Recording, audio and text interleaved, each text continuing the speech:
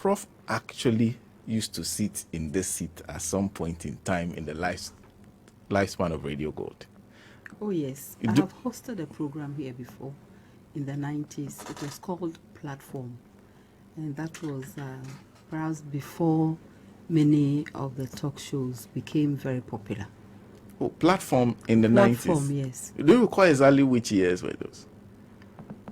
Platform must have been 95, 96, thereabouts.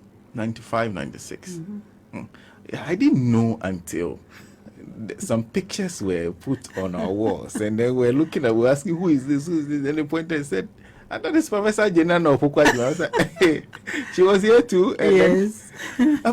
But at that time, yes, when you were hosting Platform, what were you doing? Was it a regular job, or it was No, it was very interesting. I got an invitation to host a program on, I work in Cape Coast. I was living in Cape Coast. So I was wondering, why me, why can't you guys find anyone from Accra? At that time, were you lecturing? Yes, I was a lecturer. Okay. The rest, they say, is history. But before then, I had been invited by the Ghana Broadcasting Corporation to join a few people, and 2 other people, to do a presidential interview. Again, that's another story altogether. So maybe based on that, although it didn't come on for many reasons, I think that influenced the management of Radio Gold to request that I host the program. So I used to come every week and host the program and then return to my classes. Was it politics? Were you talking politics mainly? Actually, we talked many things. It was even sports, any issue that was current at the time. It was politics too. And getting to the elections, I had the privilege to interview nearly every contestant. I interviewed the former President John Ajay on 2 occasions. I interviewed his team, his campaign team, Dr. Mahama, I remember. Edward Mahama was also a guest on the show. Many people. If it was energy, we'll have people from the Ministry of Energy. It just depended. It was a lot of fun. Except that, driving to Accra every week wasn't a lot of fun. Yes.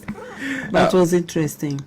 And I also had the privilege to interview former President Rawlings. I was going to ask about that, because that was the picture that was on there, actually on the wall.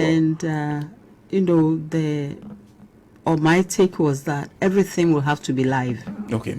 So I wasn't going to interview anyone in the office and come and edit. So everybody came to the studio. Okay. And as I said, it was a lot of fun. I also learned a lot.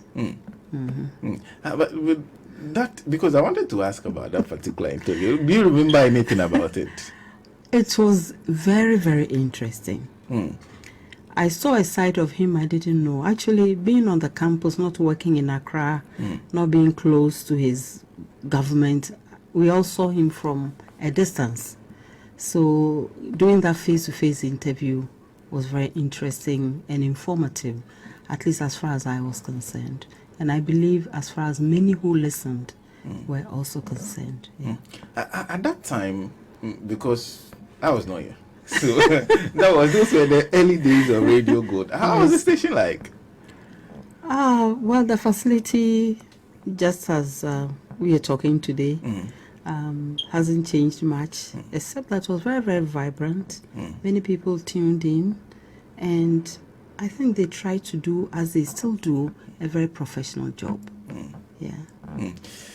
Well, so if you just join us, you are watching and listening to Professor Nana Opoku Agyeman, who's a former Minister of Education, who at some point in time worked here at Radio Gold. It's interesting. There are times when they point to people and say, this man was at Radio Gold, and you are like, really? but it's nice. It's nice. So I can say that a former worker at Radio Gold. And you'll not be wrong. So at that time, you were still lecturing at the University of Cape Yes, I was a Coast. full-time lecturer. In fact, that was why I argued with them. I said, oh, it's an honor and all of that. But why do I have to come from Cape Coast? And they gave, all kinds of flattering reasons, like wanted somebody who was firm, they wanted somebody who would be objective, they wanted somebody who wasn't playing to any side, and a host of issues. And I agreed with that because I feel that part of the job is to allow the public to make their conclusion and not to decide for them. And as teachers, that's what we do. We don't decide for our students. You create the environment for learning to occur and for learning to take place through the students' understanding and effort. Otherwise, you may as well give the answers to them and you won't be teaching them anything. Yeah. Before then, did you have any experience with the None media? None whatsoever. So that was your very first My one? very first exposure. How was it like? Especially the first time you walk into the studio, you're supposed to do the program. Yeah, so what we'll do is to do a bit of synopsis to see where is this subject at as at now, where is it coming from, where is it heading, and then you also talk to people. People's input has always been very important for me. So what are they thinking? What do they think of the issue? So that you are not talking beneath or above or across, so that you seem to be working with the sentiments of people, and then also getting all kinds of views, dissenting, whatever. I mean, that's what makes things exciting. Can't be people agreeing with you all the time. But I wanted an understanding, because the first time you sit behind the mic, it's an interesting experience. Is it? Yeah, it was, but you just have to get the job done. Yeah. That was important, especially from the way they have spoken to you. I'm assuming that Mr. Bafuboni was involved somehow. Oh, yes. He was very much involved. And actually, we were at UCC together. Okay. So I knew him, so that personal thing also helped. Okay. And I could ask Bibi, what's this? Why are you putting the stress on my time when I don't have the time? So when he explained why it was important for the public to trust and a whole lot of things, not that there wasn't anybody they could trust from Accra, but maybe because nobody even knew me, I'd never done this sort of work before. Okay. Well, as I say, the rest is history. How long did you do it? I think nearly 2 years or thereabouts. Yeah. Once a week for close to consistently. 2 years. Yes, consistently. And I think the tapes are available. Hopefully. You've kept your records. Hopefully. The technician is looking at us and smiling. What did you take away from the experience, especially with regard to the media, your understanding of how the media was supposed to operate, and also perhaps did it help in any way with your career in education? No, actually, one of the courses I've been teaching for a long time, both at the graduate and undergraduate level, is research methodology. Okay. And in research methodology, interview is a big part of it. So I had those, let me say that I knew about them, and I taught my students. So applying them myself wasn't such a big problem. Okay. So you are just applying what you were teaching? Yeah, and also reading further about it, because it wasn't research methods that led the students to go to a studio, but it will lead them to the field to interview people. So they still needed the interviewing skills, so those skills will be amended and applied depending on the context. Those were the early days of radio. And sorry, I'm talking about this a bit more, but it's important.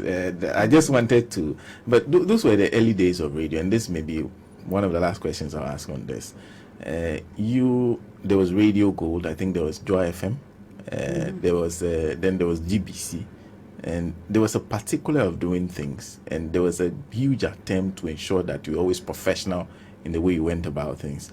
When you compare that to now, Any difference? Can you see? Well, we know that the area has widened broadly, and there's been a variation in styles, I think, which is good.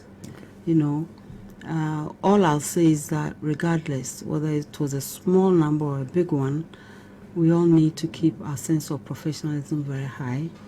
We need to mind our language. We need to be very sensitive to the people we are speaking with. And we need to ensure that we are providing the information that will allow people to arrive at conclusions. I think that's very important. You know, having the biggest voice or the most shrill or whatever, sometimes it even gets in the way of the information, I think. Okay. And so it is one thing all of us may wish to review from time to time. And pay more attention to content and also content and form. And form. Okay. Yes, the content and the manner in which that content is conveyed to the public.